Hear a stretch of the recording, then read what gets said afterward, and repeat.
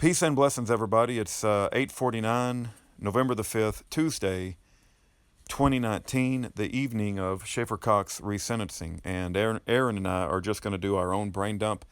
You can take it or leave it. So Schaeffer has been sentenced to 188 months. That is a kick in the gut. For those that are familiar with the appalling case of what the prosecution has done and the FBI, 188 months is not something to be happy about, although some people will try to say that it's better than the 26 years he was originally sentenced. But I don't consider this a good outcome. I wanted him to get time served, and I think there was a case to be made for imperfect entrapment, actually full entrapment, and I think that the atrocities of Stephen Scrocky lying to the jury, saying that no matter how hard you look, you'll never find any evidence of death threats from Bill Fulton, and we've recorded those on tape. We have those recorded on tape, as well as we have destruction of exculpatory evidence and audio recordings that would have exonerated Schaeffer. And then we also have provocations by the informants to violence and provocations to come up with a plan, and the judge making statements about the court has to protect the public from people like Schaeffer. So I'm not pleased with 188 months. And I want to discuss not only some details about the case and what was said in the hearing today that I have heard, but I want to discuss something generally in general. And this idea that the prosecution is so upset about Schaeffer's website, freeschaeffer.com. He also complained that the supporters of Schaeffer have called him names, and that the supporters of Schaeffer have called his office, and they're acting very upset that Schaeffer has the gall to maintain his innocence and to put out letters to his supporters in order to raise awareness about the injustice in his case, and he has the gall to maintain his innocence, and the supporters are so vocal in calling out the evil doings of the prosecution. And how dare we question the integrity of the prosecutors and the FBI. So I believe there's going to be a civil war. I believe that just like Shadrach, Meshach, and Abednego, that they said we're not going to bow down and we're not going to be obedient to this tyrant who wants us to bow down when the music plays, that we're going to have the same sort of sifting where there are going to be a certain amount of people who speak up against the prosecutors, the DOJ, the BOP, the FBI, the IRS. And there are going to be those that say, you guys are hurting the people who have been captured. You're hurting Schaeffer Cox by talking about the illegal activities of Scrocky, Bottini, Bill Fulton, Gerald J.R. Olson. And it's going to cause a huge rift because they want us to be quiet, and they're going to say that, they're going to use this against Schaeffer. But we know from one of the things that Congressman Steve Stockman told us, that his mistake before they sentenced him to prison for 10 years was he should have been more vocal about how bad the prosecution was and that he did not receive a fair trial. And so I'm not going to make the mistake of playing into the enemy's hand and be silent. Matter of fact, right now, I'm going to read you what I consider the list of the Dirty 13. The Dirty 13, I have found them guilty of atrocities against justice, atrocities against Schaeffer Cox, and they are going to be held accountable by God Almighty. The Dirty 13 is the Alaska Attorney General Karen Loeffler, United States Prosecutor Stephen Scrocky, United States Prosecutor Joseph Bottini, United States Prosecutor Yvonne Lamore, FBI Special Agent Westerhouse, FBI Special Agent Rick Sutherland, FBI Special Agent Sandra Klein, FBI Informant Gay Turd Trader Bill Fulton, $300,000 whore Gerald J.R. Olson, Judge Robert Bryan, who is an apologist for the state and all the atrocities the state has committed, Warden J.R. Bell with the Bureau of Prisons, CMU Warden, Warden J.W. Cox, Warden B. True. That's who I call the Dirty 13. I have found them guilty in my investigation of illegal activities and atrocities against justice, and I believe that God will hold them accountable, and I pray for justice for that Dirty 13. Now, the fact that I've even mentioned their names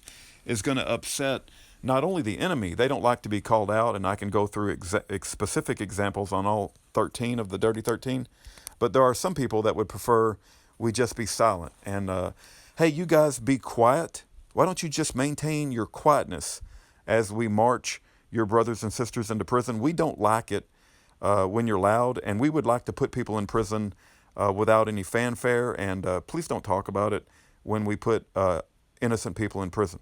But I'm not going to fall into that trap. Alexander Solzhenitsyn warned us about falling into that trap. And so, all right, let's go into some of the details that we heard from Schaeffer Cox's case. And I've got my wife here who can chime in anytime she wants. We heard that Schaeffer was guilty of domestic abuse, and we had some fancy pants psychologist who got up there, and he had all the credentials. He had more degrees than a thermometer. And he said that Schaeffer, he had interviewed Schaeffer's wife, and that there was some verbal abuse and incidences of DV. They call it DV, domestic violence. But we have pictures from the so-called domestic violence. We know that Schaeffer was in the car. He was driving, and there was a situation where I guess his mother-in-law came up, and Schaeffer said something unpleasant about his mother-in-law because she's a statist and doesn't share Schaeffer's worldview about the tyrannical government. And I guess that upset his wife. And so they got into some sort of scuffle. Maybe Schaeffer was pixie slapped. I don't know. And Schaeffer pushed her back. Well, when they got home, I guess the story made its way to the mother-in-law. And next thing you know, you have policemen showing up because of a report of domestic violence. Well, they took pictures of Schaeffer's wife that night, and I didn't see any evidence. I didn't see no bruises. I didn't see no evidence of a broken nose, a black eye. And yet we have this report of domestic violence they keep bringing up to call Schaeffer a wife abuser. Matter of fact, in Bill Fulton's trashy book, where he brags about his patriotism and bringing down a dangerous militiaman in order to make filthy lucre, Bill Fulton says that Schaeffer beat the shit out of his wife, which is an exaggerated lie. And we even have a recanted statement from Schaeffer's own wife that said everything was blown out of proportion.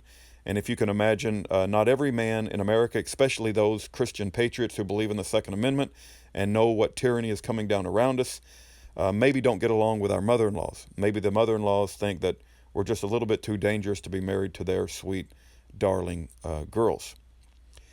So I don't believe Schaeffer Cox is guilty of domestic violence, and I don't think he abuses his wife, and I don't think there's no evidence of that at all, except for just talk, but they use that up to demonize him or make a devil out of him.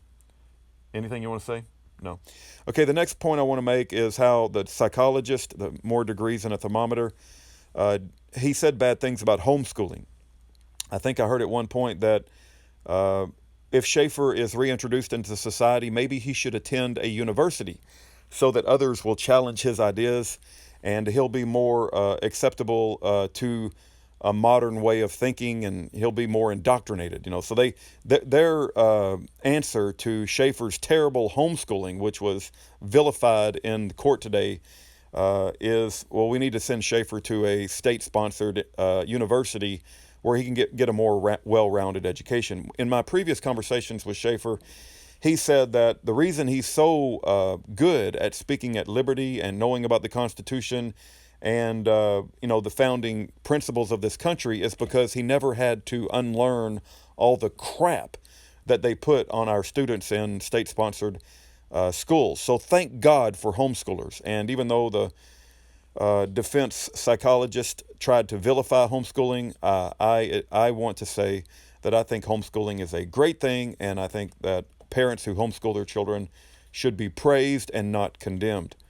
They also tried to say that Schaeffer Cox has some sort of mental defect, and even the judge said something to the effect of, it's unfortunate that we don't have the proper counseling and mental counseling that Schaeffer needs. In other words, Schaeffer's belief system about the Second Amendment and the Constitution and freedom, it's some sort of mental defect, and they can't have Schaeffer being a leader. That was another thing that come up, is the fact that if he's a leader, then he gets more time in prison. Where did that come from? If you're a leader, you get more time in prison? How about if you're a leader of a group of thugs that want to murder federal officers?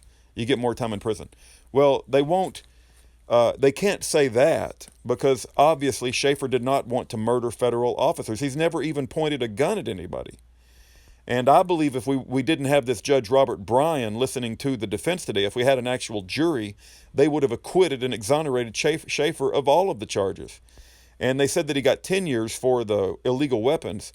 But Schaeffer has written an article called On the Weapons Charges, where he covers every single charge about the homemade rubber water hose that was a silencer with shaving cream, the machine gun that did not work, and the dummy grenades that you can buy at any Army Navy store. And he covers the 37 millimeter grenade launcher that people use to scare moose out of their garden, and you can buy at Walmart. And it's only when you put explosive devices inside the 37 millimeter grenade launcher. And nobody's ever been convicted of that before. The improvised explosive device, I think is what they termed it. They said that he had all the parts to make a working grenade. Well, it was the informants who planted the spent fuses, not real fuses, but spent fuses. And then they made real dramatic Hollywood shows of grenades going off and a tan man, brown-skinned man shooting off a fully automatic Sten rifle, but it wasn't even Schaeffer's rifle because they couldn't get it to work. So we have all of this 10 years for illegal weapons, which is a joke. And then we have, they made a big deal, the psychologist made a big deal that he's a child of a pastor, and they aired a lot of dirty laundry with his family. And I'm just not impressed with the psychologist, although the psychologist, I'm sure in his mind, was trying to do the best that he could for Schaeffer. The judge said that even though the psychologist, for whatever the psychologist said, the judge said that he didn't believe that the psychologist said that Schaeffer would not be recidivism. Recidivism is when you go back to your old ways, and the judge says, I believe Schaeffer will go back to his old ways. So to say that the psychologist was fully believable, well, the judge didn't believe that. The judge didn't believe that Schaeffer, because the psychologist tried to make the case that Schaeffer is not a danger to society. But what does that mean, go back to his old ways? What is Schaeffer going to go back to his old ways about? He's going to create a Liberty Bell network? Is he going to give freedom speeches? Is he going to formulate a militia, right? What's Schaeffer's old ways? I mean, Schaeffer was never a danger to society to begin with. And this whole thing about Schaeffer being a leader, he gets more time in prison, is absurd. I mean, it should only be if you're a leader of a group of thugs trying to kill people. And they made a big deal about his website. The fact that he has a website, and the prosecution tried to say he's going to get more time in prison. The defense argued imperfect entrapment, but the judge didn't buy it. It was full entrapment, not imperfect entrapment. Bill Fulton did threaten Schaeffer Cox's life. He said, I'm going to slit Les Serby's throat and bleed him out at his feet. And then he told Gerald J.R. Olson and Lonnie Vernon, go remember Schaeffer of the time I almost killed Les. And then we have Lonnie Vernon offering prayers to God to protect them from Aaron Bennett. And so there was absolutely this idea that Schaeffer Cox was operating under threats from people in the community, and they were FBI informants. We have a piece of paper that came from the FBI that was released on FOIA that says Aaron Bennett is going to report back. Well, who reports back to the FBI unless they're an FBI informant?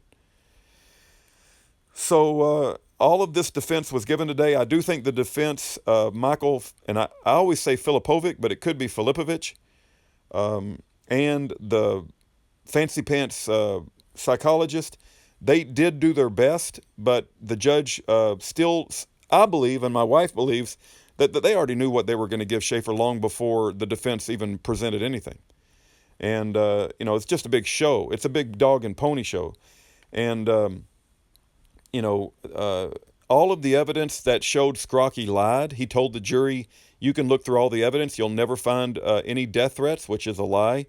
All the times that they destroyed exculpatory evidence, all the times that,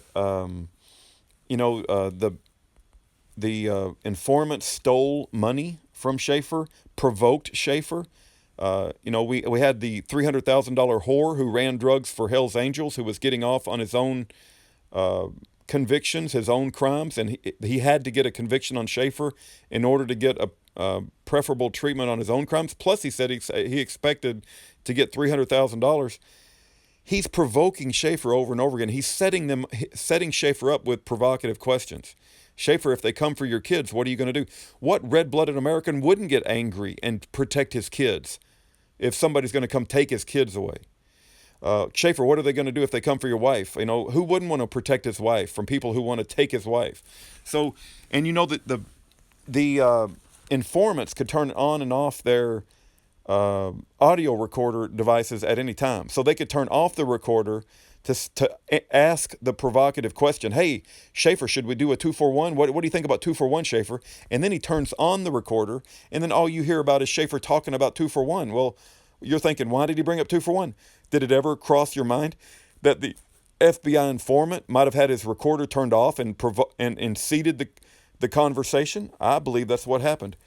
So I'm saying that I don't think the judge was fair. I think that Schaeffer should have been fully exonerated and set free today, but he's got another 5 or 6 years left in prison.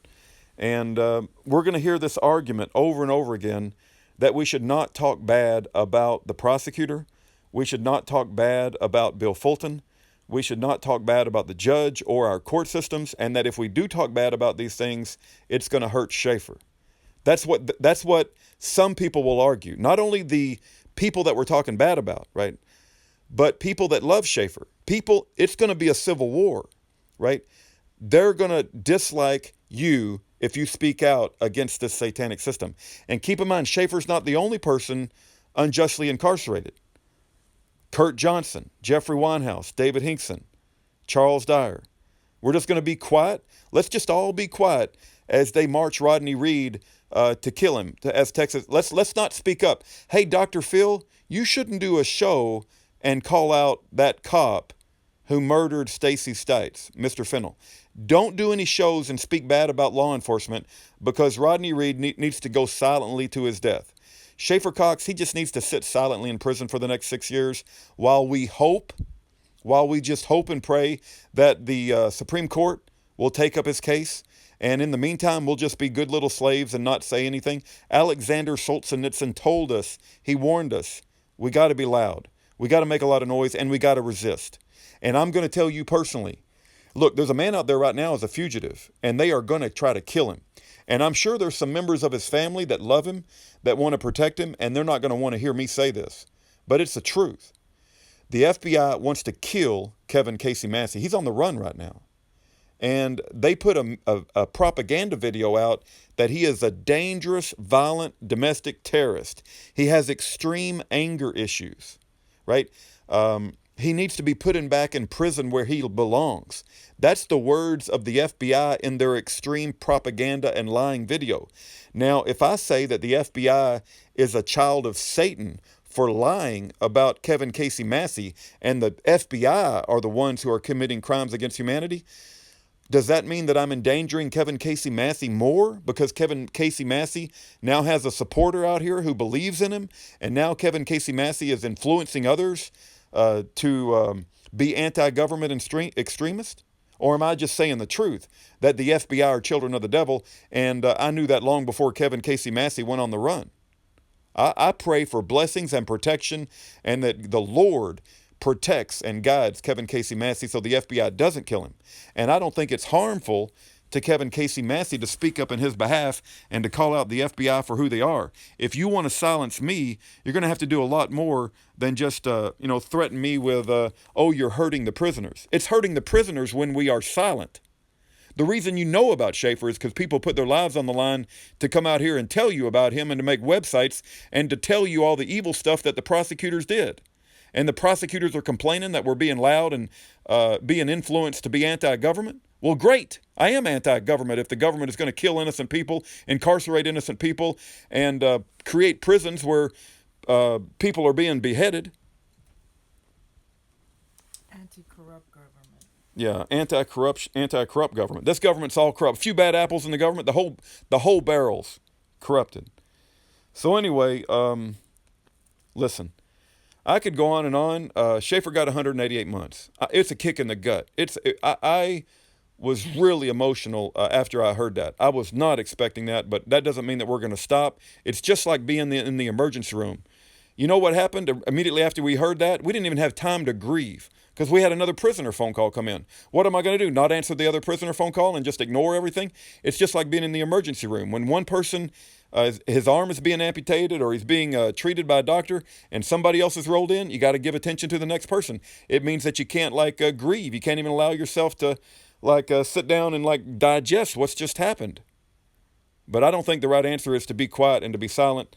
I'm going to ask my wife if she has anything to add and maybe anything I missed about today, because there was a lot of things that were said today that I didn't agree with.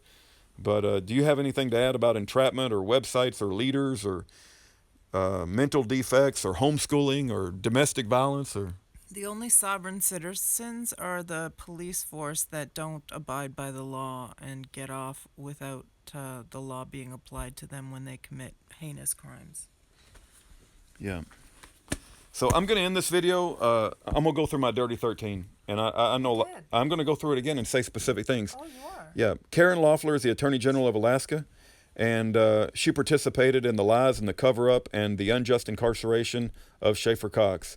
She is an absolute reprobate, deserving of the hottest fires of hell. Stephen Scrocky lied to the jury, destroyed exculpatory evidence, and he is an evil, wicked man who puts his own career. He's the one who said that Schaeffer Cox is beyond rehabilitation because he believes that God's law is above man's law. Joseph Bottini participated in the unjust incarceration of Ted Stevens. There's a book written about Joseph Bottini called the Not Guilty, the Unlawful Prosecution of Senator Ted Stevens. And Joseph Bottini was the lead prosecutor on Schaeffer Cox's case.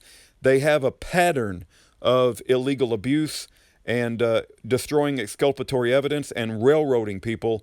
There's a guy by the name of Guy Menino who's sitting in prison right now, and he also says that Joseph Bottini railroaded him.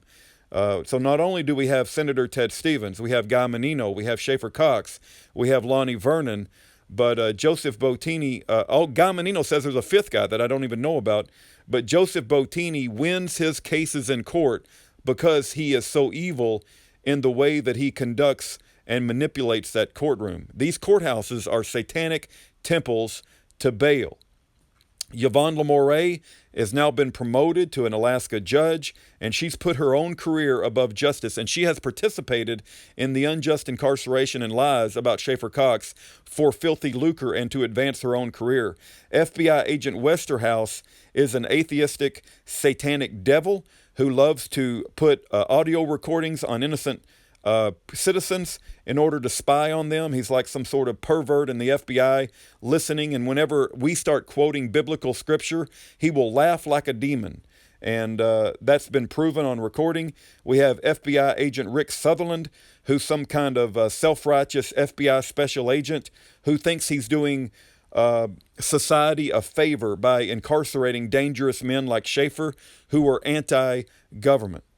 Rick Sutherland is exactly like a redcoat who supports tyranny and supports suppressing our Second Amendment, our First Amendment, and constitutional freedom. Sandra Klein was the handler for Bill Fulton, and she knew exactly what Bill Fulton was doing, and she approved of it, and she is a wicked, filthy, sickening, do you know what the most dangerous thing I've ever seen on video is? A female officer with authority.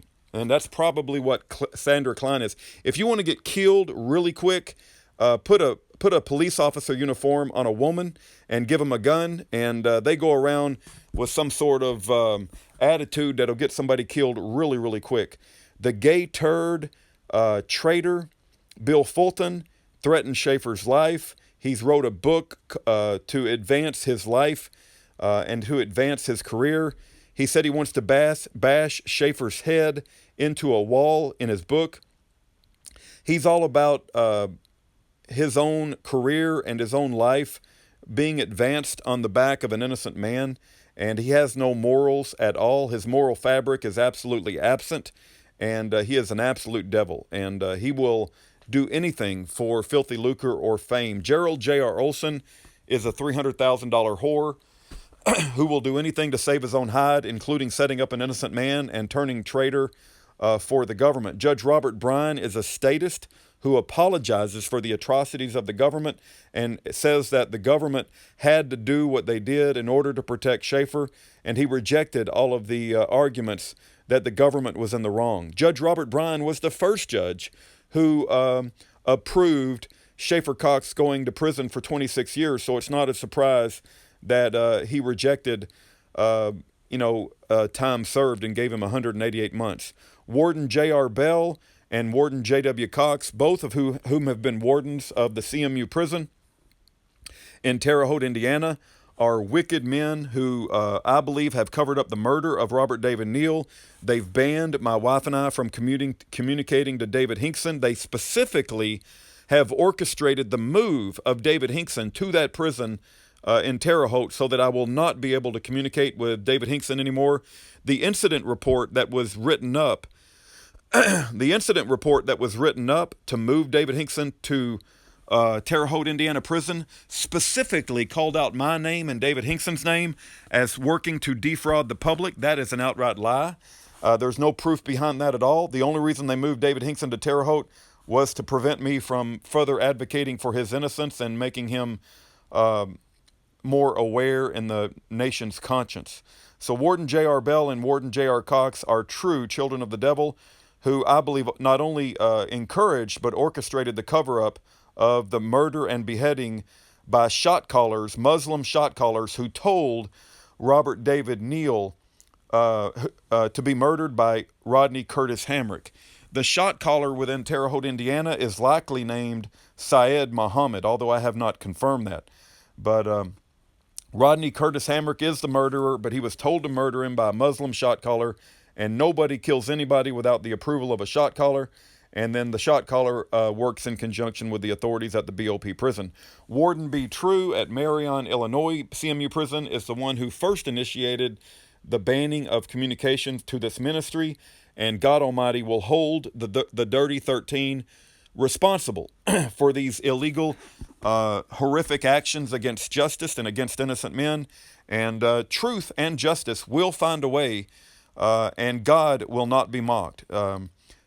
The evil people will not have peace. We're told that the wicked will not have peace. And that's my reaction to the Schaeffer Cox sentencing of 188 months. God bless and have a great night.